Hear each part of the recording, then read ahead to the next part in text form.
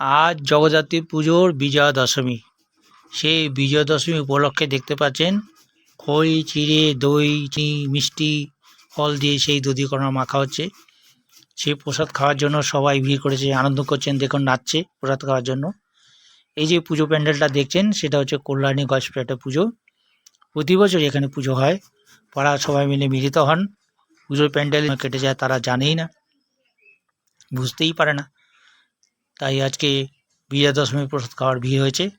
হ্যাঁ, আমিও এখানে এসেছি।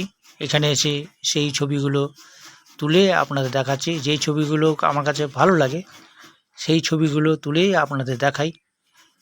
এই যে দেখতে পাচ্ছেন আমাকে, আমি এসেছি, এসে সেই ছবিগুলো তুলছি এবং তাদের যে পুজোর যে পরিবেশ সেই পরিবেশগুলো আমি দেখছি, সেই দেখে ছবি তুলে আপনাদের দেখাচ্ছি।